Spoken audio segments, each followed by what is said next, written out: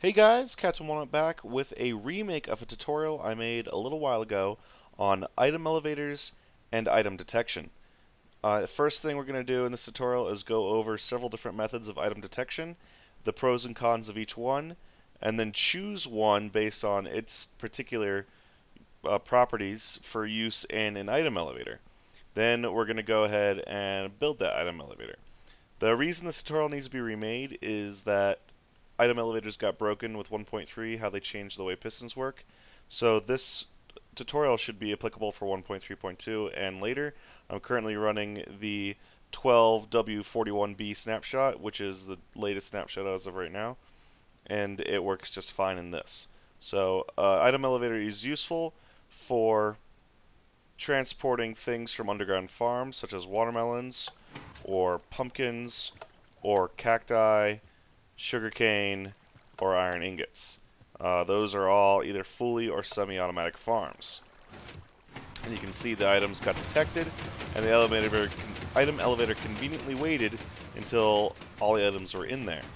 And the reason that's useful is because the firing of multiple pistons can lag the game on slower computers. The noise can be annoying, and having the thing fire multiple times unnecessarily is, annoying as well.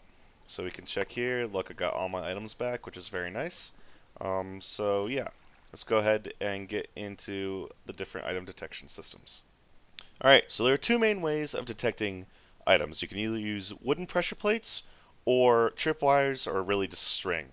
Now the differences between them are string-based systems usually require ice to force the items to keep flowing through the detection mechanism, and they produce shorter pulses than wooden systems. Wooden systems produce a medium to a long pulse, and they do not usually require ice. You can put ice in them if you want to make the item flow through it more quickly, but it's not necessary for the component to work.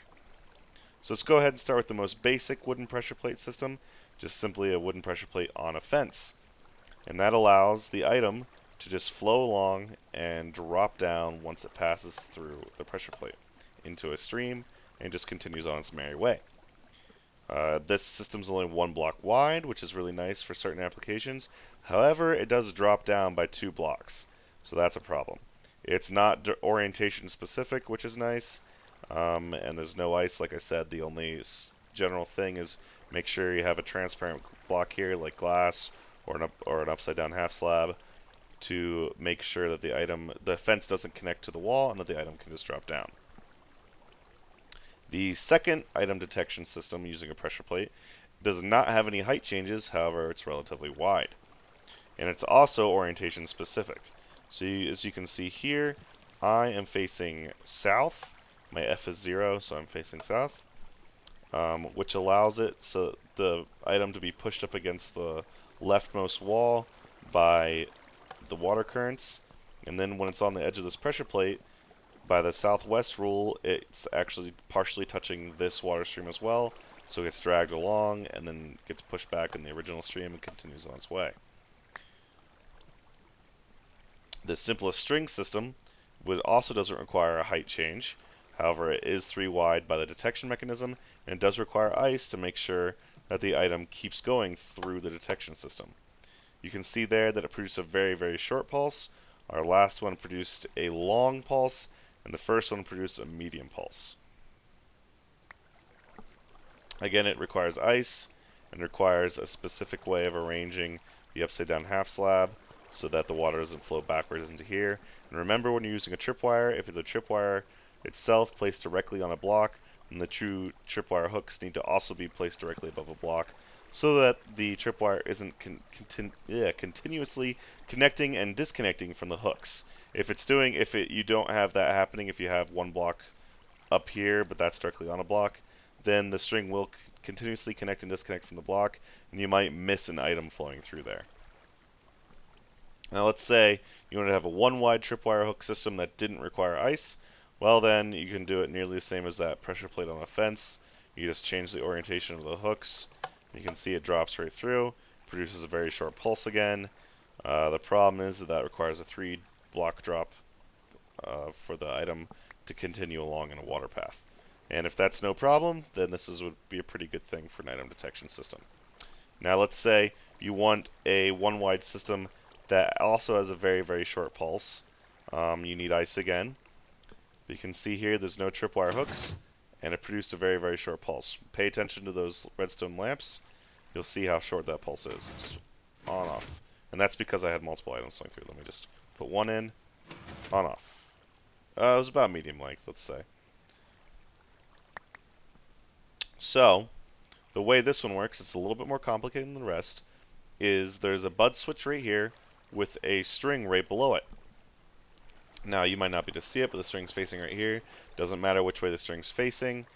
When this right here is making the bud switch, the combination of this redstone dust and the piston. And when an item hits the string, it causes a block update to the piston. So the redstone's on right now, and it would go up, pushing the glass into the path of the repeater, which would then turn this redstone off. When the item leaves the string, it causes another block update. Since the redstone's off, the piston will go back down. The sand drops down because of gravity, turning the redstone dust back on. And the switch is here just to power the repeater. And these lamps and torches are here just to pull the signal out. They're not necessary for the contraption to work. So those are the basic different ways. The two ones on the end produce a medium pulse. The two tripwire systems in the middle here produce a very short pulse. And this orientation specific pressure plate right here produces a very, very long pulse. Now obviously from my item elevator, it doesn't make sense to have the system drop down at all. And also I want a longer pulse to make sure that I'm not shooting the elevator off too quickly. If I have multiple items coming through my detection path, I want the item elevator to wait until all those items have gotten in there before it fires off. So let's go ahead and I'll explain the redstone behind this a little bit, and then we'll go ahead and build it. So the redstone behind this really is not that complicated. You have just three basic main parts of it. You have the lower redstone for handling the signal coming out of the pressure plate and for injecting that signal into the bottom couple pistons. Then you have a repeating pattern that can be infinitely extended all the way up to as high as you need to go, which is very simple to do. And then finally you have a top system for grabbing those items and getting it out of the footprint of the item elevator, so you can either have it go to a hole in the wall for collecting or into a water stream for discreetly going along and putting the items either somewhere far away from the noise of the pistons or having it discreetly come out of a certain place in the wall or out of the ceiling or something like that. Just basically transporting the items away from the item elevator to where you need them. So let's explain the color coding system before I get into the wiring. So I use green wool for blocks that are being powered by redstone. Like for instance, this pressure plate would be powering the block below it, so that's why it's green. This is being powered, so redstone's passing through it. Purple wool is just for supporting redstone, so there's redstone dust or a redstone repeater sitting on it, but I'm not using it to pass a redstone signal through it. The orange wool is for a block that's moving, being pushed by a sticky piston, and the brown wool is just structural. It's just, in this case, it's to prevent light from getting into my ice, and it's also to prevent items from trying to jump out of here, or just, it's a visual thing really, just a way to easily place a block. Like this purple wool block is easy to place onto the side of this brown wool block, so it's just structural in that case. And then of course half slabs are useful because the redstone travels up and over but not back down again. It's useful for doing this kind of splitting system right here, one wide splitting system. So yeah. So let's get into how the redstone actually works. If we have a pressure plate here, the item flows into it like that, and you can see it's a relatively long pulse. However, I mentioned earlier that if I wanted to have multiple pulses, multiple items coming in here, like a quick pulse, like one automatic farm just triggered, and then I had another farm that was manually triggered, there's a ton of items coming out, a short gap as the next level fires, and a ton more items coming out, and another short gap, and a ton more items coming out. You can see here that that one waited for those first two to go.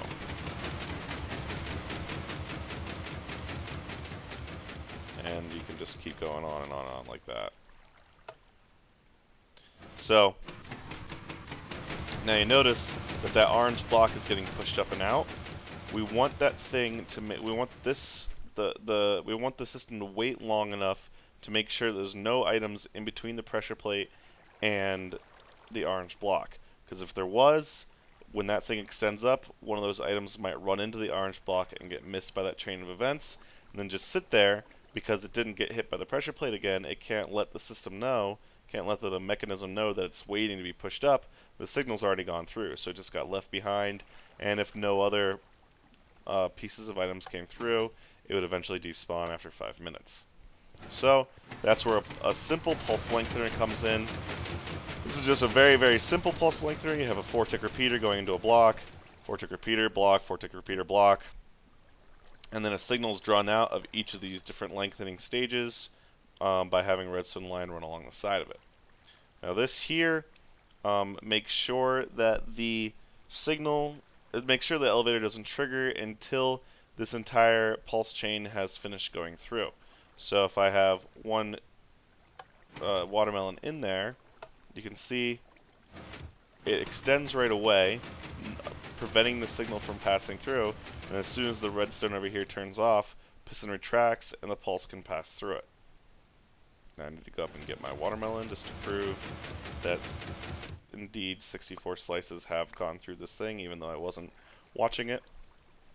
Now on the other side of this, we need to re-lengthen the pulse again because it's going to be only 1 tick long because of the way this thing retracts and interacts with a 4-tick repeater. So we need to re-lengthen the pulse again to make sure that the pistons all stay open long enough to support the items. Now, if an item runs onto a piston while it's extended, it'll just fall through the piston. So if a piston is extended, then an item is pushed into the path of the piston head, it will fall through the main body of the piston. So we need to make sure that the piston heads stay up long enough for the next piston and then fire and push it out. However, each piston needs to be extended for at least 2 ticks to make sure you don't get the piston stuck open glitch. So that's why we need this pulse length as long as it is. So this is so long because this one has to be so long. So this is just 4 ticks longer than this one over here to ensure that we have enough time to catch all the items flowing along the ice. And then simply here, we have the redstone going into the bottom sticky piston. Like I said, if an item falls onto a piston head while it's extended, it'll just drop through it. So use a sticky piston as the very first piston so that no items fall through and get stuck. They all just remain on top of the piston while it's not extended. And then we have another up here that to go to the next block, which would be this one that would fire. So you can see that this one's 2 ticks, and then this one's 4 ticks. So this is 2 ticks after the first one, so the bottom piston fires, followed by this horizontal piston pushing onto here. Now we pull the signal out. We have 2 ticks here. You see it gets pulled out, 2 ticks going to this green block, which is adjacent to this vertical piston right there, pushing it up. And we have 4 ticks, so 2 ticks after the other one fired. This one extends, pushing it out to that one. And now we get into the repeating pattern. That was just to handle the signal injection. Now we have a simple repeating pattern. So we pull it out of the 4 ticks, go down. We first want to fire the vertical one, so it's a 2-tick repeater. And then we fire the 2 ticks after that. We fire the horizontal one, and then we just continue the pattern up, and up, and up again. Finally, you get up here to the top where we have the pattern ends, it gets onto this one, and then we want to push it up and out. So you basically want this one to fire, then that one, then this one, then that one, then this one, and that one. So you just creatively arrange the repeaters in such a way to make that happen, ensuring that, of course, that they're always 2 ticks apart, so you don't get the piston stuck open glitch, and also the items play nicely. They don't try to go back and rejoin with another group of items coming up the chain, and they also don't fall through the pistons. Alright, so now let's go ahead and build this system. Okay, so the first thing I like to do is just place that very center bottom piston to sort of center things around where I want it to go. And then, you know what, I need some ice. That's okay, we'll get that in a second. And then just go ahead and place some wool there. Um, there will be a pressure plate on top of this, and then ice there. Then ice above this block, ice above this block, and ice above this block. So let me go ahead and grab that ice. This ice is just to make it move faster. So then we'll go ahead and frame up the ice so that the light can't get into it. And then put a piece of purple wool here because we're going to have a repeater coming out of this block. Now I'll go ahead and put glass around everywhere the water's going to go. And that doesn't go there. We put it like this because water's going to flow along this way. And go ahead and bring that glass wall out like this. And then I need a piece of green wool for right there. We're done with the ice for now. And then a piston will end up going right here. So this is how we start extending it up. Now we can go ahead and we're done with the sticky pistons. Or actually, no, we're not. We can go ahead and bring in a pressure plate for right there, and then a bucket of water we can place here and here. Now you can see that we have our water stream set up. If I toss something in there, you'll see it flows along the pressure plate and then keeps going over here. So now we need to just set up the redstone.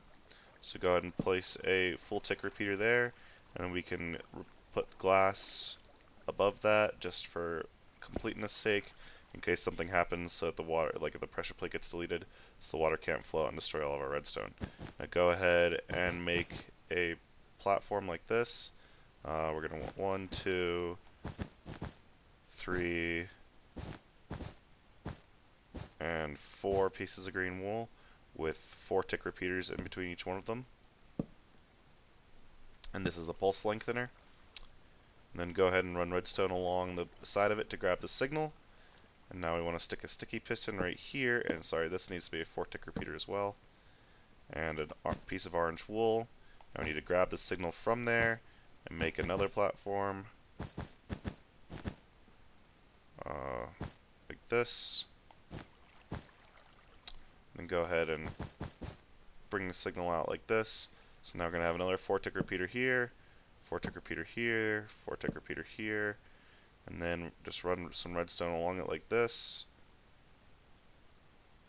And then we need a 2 tick repeater there, because that one needs to be the first one to go up. Now the next thing we need to do is we need to grab a half slab and place it upside down like this. Another one there, and then a piece of green wool there. Oops, there, and then a piston right here. So what this one will do is we'll have a 4 tick repeater there and a piece of redstone. So now this goes up into there, firing this one after this one because it's a 2 tick. Oh, hold on please, I'm getting a phone call. Okay, sorry about that. Now the next thing we need to do is this one will go up and fire, then over here, and then we need to have the next piston fire right like this to continue the pattern up. So we need to get redstone into this one, so go ahead and pull a block out like this, and then we'll put a block there, and then pull the signal on out like this. And then we can just pull this out and around. We want to extend the signal up to the next one and put a piece of wool right there. So now what's happening is we're pulling the signal out of this 4 tick repeater. It's going up to another 4 tick repeater. It's also getting pulled out of this block by this 2 tick repeater, so I guess this should actually be green wool because I'm powering through it. Which is pushing into this one to this redstone dot. This redstone dot then powers this block, which powers this piston. So now I'm going to go ahead and place one more piston right here. So this should deposit the items onto that. So now we can just test the bottom circuitry to make sure it works. Alright, so you notice that clicked several times, and I'm going to show you that again if I face this way. For some reason, this is a glitch that happens occasionally. It likes to fire every single time one of these repeaters turns on, which doesn't really make sense because this redstone dot's already on. an easy way to fix that is just stick a 1 tick repeater right there, and then you'll be okay. So let's go ahead and test that again. It doesn't do that all the time, but that's just an easy fix for it. There you go. That works better. So now it waits until the item's firmly seated, and it waits a couple more ticks for to see if there's any other items coming in. Like that. See? Which is nice. Okay, so now we have finished the floor of our the bottom of our stack of our item elevator. So go ahead and get a scaffolding material. We're done with the sticky pistons now. I'm going to just choose dirt. We're going to go back through and remove this dirt as we go. And the way you would place this in survival is you just shift and then jump, and then you shift walk over there and then jump, shift walk over here, jump, and so on and so forth. You want to make this thing go up as high as is necessary. It doesn't really matter how high you go because it's just a repeating pattern, like I said. Just continue on up. I'm going to go up a respectable height just to make sure that the pattern is very discernible. That seems about a good height. Now, you need to choose which way you want to wind up having the resultant water stream wind up. So if you want the items to come out item elevator in this direction, you have 2 pistons like this. If you want to come out in this direction, you have the final 2 pistons like this. If you want to go out in this direction, and then finally if you want it to come out in this direction. And I'm just going to leave it this way. Now go back through and remove all that scaffolding. Okay, now we can go through and we can start putting on our horizontal pushing pistons. So you can sort of see how it's working already. This one pushes onto here, this one pushes onto here, and then we need one here that would push on to the next one. So the way I want to do it is I want to have green wool next to all of these vertical pistons, and then brown wool. Like I said, brown wool is just structural, and the time needs to be reset today so you guys can see. And then we'll just continue along like this. So green wool next to here, brown wool here, and then a horizontal piston. And now that we're above the next horizontal piston below, we can just do brown, green, brown to make it easy on ourselves. So brown, green, brown, and a piston, and just keep this pattern going all the way up.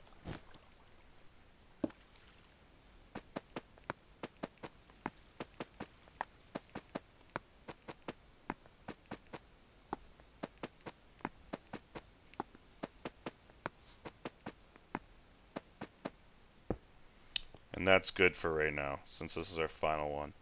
Okay, so now you can see if I pull back out, you'll see that I have a nice little repeating pattern going up in a vertical way. It looks sort of nice.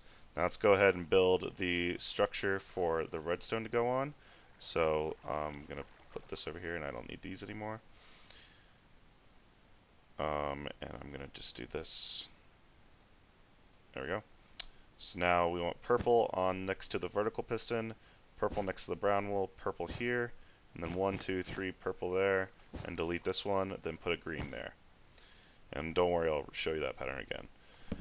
We put a 2 tick repeater down there, 4 tick repeater here, and then put redstone on the rest of the blocks. So that pattern again is purple wool there, there, and there, then 1, 2, 3, and delete off of this one, and a green wool there, then a 2 tick repeater and a 4 tick repeater, and there you go. Now what I like to do is I like to just build all of the structural stuff first and then come back later and put on the redstone like this. Okay, so that's the wiring done, so we can go ahead and just toss some items in here to make sure this thing works. And I'm just tossing 3 pieces of wool in there just to illustrate, and we'll just go ahead and watch it come on up.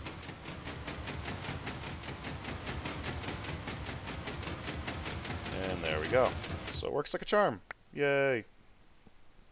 So we can go ahead and put this repeater back. I had taken it out so that this piston wouldn't move up and down. And now we'll go ahead and finish off the final mechanism. So we want 1, 2, 3 pistons going up, and then we'll have some glass here to ensure that. Play this on the side of that. There you go.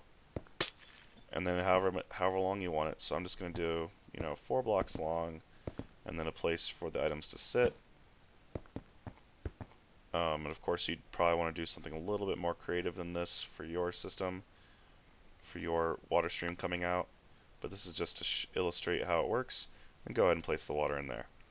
Now, next we need to have the piston here that pushes it onto this one, and then the next piston that pushes it onto this one. Okay, so then go ahead and put green wool on the sides of all 3 of these.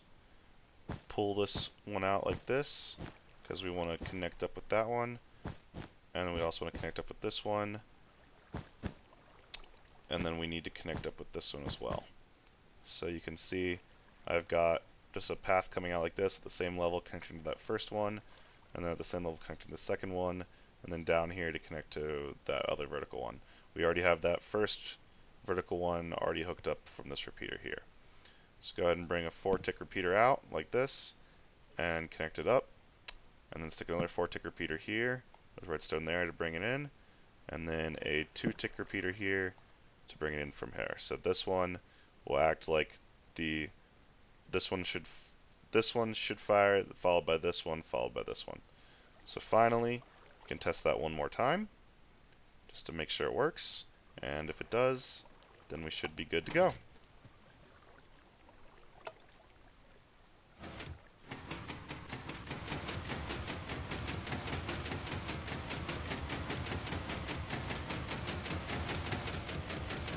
Awesome. Cool. Well, that is the entire item elevator tutorial. Thank you very much for watching. If you have any questions, feel free to PM me or just leave it down there in the comments. I hope I covered it all. But yeah, thank you for watching, and I'll talk to you all later. Bye-bye.